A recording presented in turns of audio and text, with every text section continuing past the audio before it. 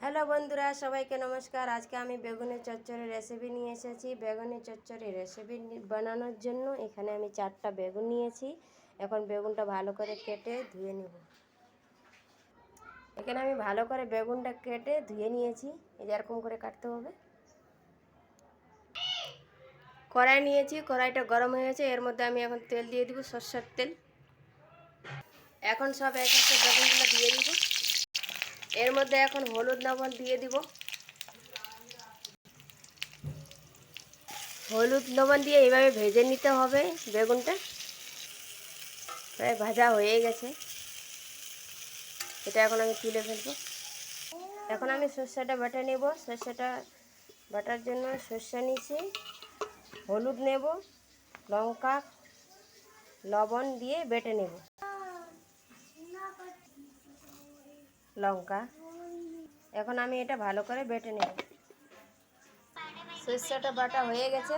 যে কড়াইতে বেগুন ভাজছিলাম ওই কড়াইতে তেল দিয়ে দিব। তেলটা গরম হয়ে গেছে। এখন আমি এর মধ্যে কালো জিরা দিয়ে দেব। তারপরে দিয়ে দেব পেঁয়াজ। পেঁয়াজটা ভালো করে ভেজে নেব। পেঁয়াজটা ভাজা হয়ে গেছে। এর মধ্যে আমি এখন টমেটো দিয়ে দেব, হলুদ লবণ দিয়ে দেব। এটা এখন ভালো করে ভেজে নেব। টমেটোর পেঁয়াজটা প্রায় আমার ভাজা হয়ে গেছে। এর মধ্যে আমি সর্ষেটা ঢেলে দেব। সর্ষেটা ঢেলে দিয়ে তারপরে আমি একটু ভেজে টেজে জল দিয়ে দেব। সর্ষেটা ভাজা হয়ে গেছে। এর মধ্যে এখন আমি জল ঢেলে দেব। এটা এখন ভালো করে 2 থেকে 3 মিনিট ভালো করে ফুটিয়ে নেব। ভালো করে ফুটে গেছে। এর মধ্যে এখন আমি বেগুনগুলো ঢেলে দেব। সব বেগুনগুলো দিয়ে দিয়েছি। এখন এটা আমি ভালো করে এক মিনিটের মতন ভালো করে ফুটিয়ে নেব। এর উপর দিয়ে দেব কাঁচা লঙ্কা। বেগুনের চচ্চড়িটা প্রায় হয়ে গেছে।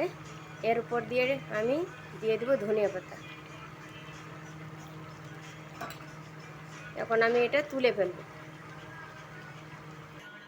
বেগুনের চচ্চড়িটা প্রায় আমার তৈরি হয়ে গেছে। ভিডিওটা ভালো লাগলে লাইক করবেন, সাবস্ক্রাইব করবেন, কমেন্ট করবেন। ধন্যবাদ।